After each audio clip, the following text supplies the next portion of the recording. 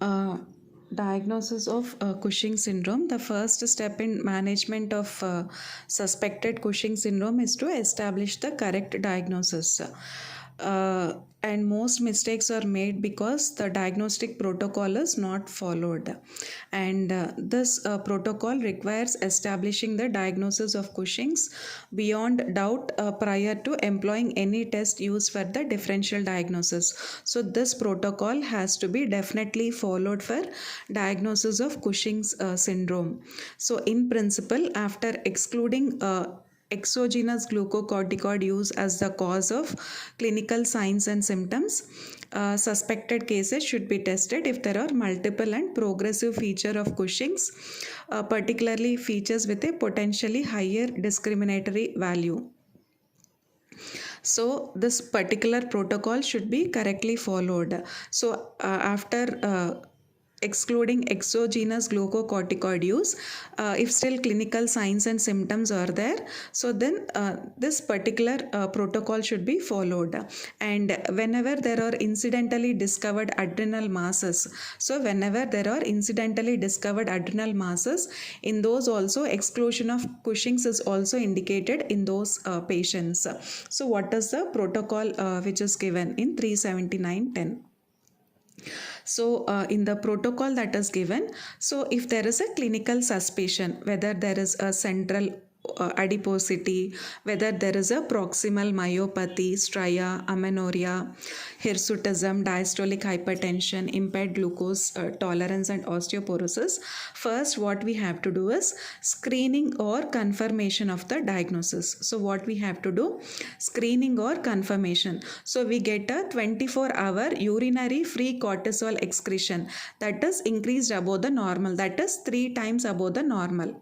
So what is this? It is a 24-hour urinary free cortisol excretion which is increased above the normal, 3 times above the normal. And then we have this dexamethasone overnight test. So then we have this dexamethasone overnight test. So we are giving 1 mg dexamethasone at 11 p.m. and then we are measuring plasma cortisol at 8 to 9 a.m. So if it is greater than 50 nanomole per liter, then we can say that that screening test is positive. And if midnight plasma cortisol, midnight what we have to do is we have to get a plasma cortisol. So if it is greater than 130 nanomole per liter, or midnight salivary cortisol if it is greater than 5 nanomole per liter. So this confirms the diagnosis. So 24-hour urinary free cortisol which is increased 3 times above the normal. If the dexamethasone overnight test, that is we give 1 mg dexamethasone at 11 p.m. and we get a plasma cortisol at 8 or 9 a.m. If plasma cortisol, if it is greater than 50 nanomole per liter, so then it confirms the diagnosis. And midnight plasma cortisol, midnight we have to do a plasma cortisol if it is greater than 130 nanomole per liter, or we can get a midnight salivary cortisol. So midnight salivary cortisol, it should be greater than 5 nanomole per liter. So if further confirmation is needed, or if further it is desired, what we can do is we can do a low dose dexamethasone test. That is, we'll be giving dexamethasone, that is 0.5 mg of dexamethasone every 6th hourly for 2 days we will be giving. So how much for low dose dexamethasone, how much we are giving? 0.5 mg dexamethasone every 6th hourly for 2 days. And then we measure the plasma cortisol. If it is greater than 50 nanomole per liter, then we can confirm the screening or confirmation of the diagnosis will be positive.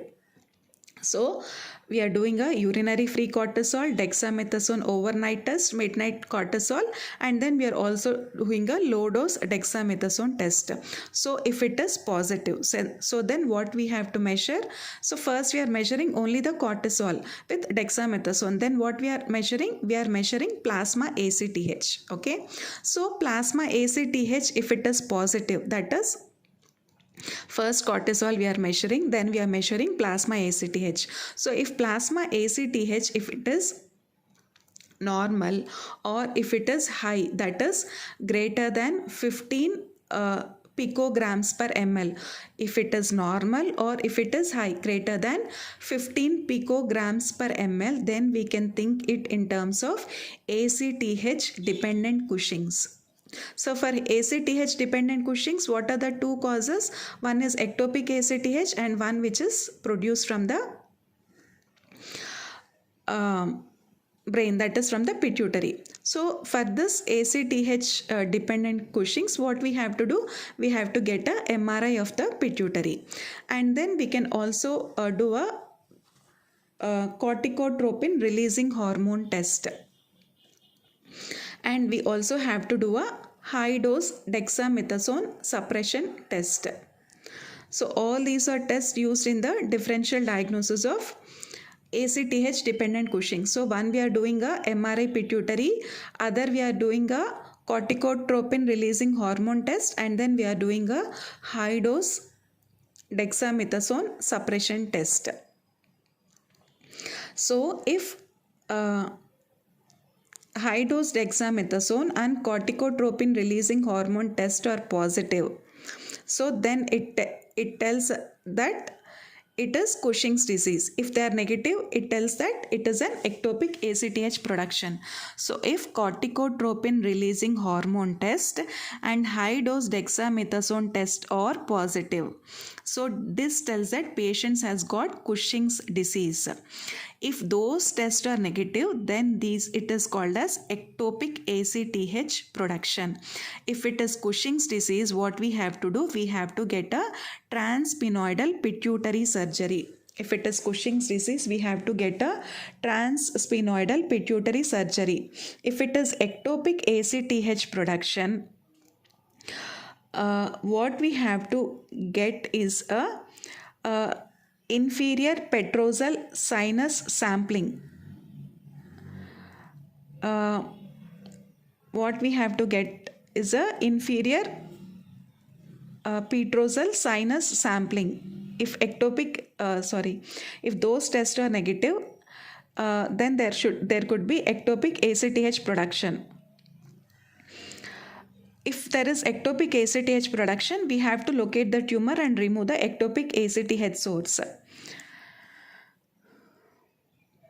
And then we have sometimes we can do this inferior petrosal sinus sampling. So if petrosal ACTH, if it is greater at baseline after CRH, then it tells that patient has got Cushing's disease. That is, in the inferior petrosal sinus, we can get a ACTH.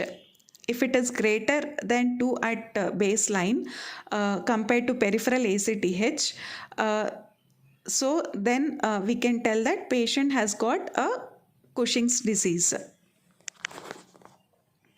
So before testing for all these, first we have to potentially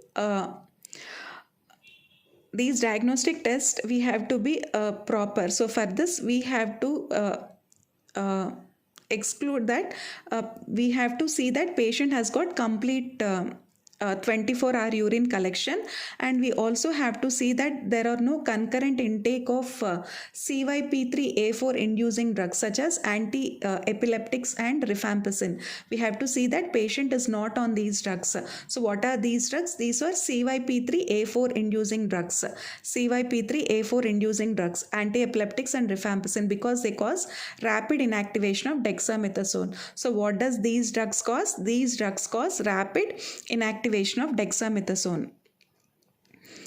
And we also have to see if patient is taking oral contraceptives, because they rise the cortisol binding globulin and thus total cortisol, and so there will be failure to suppress after dexamethasone.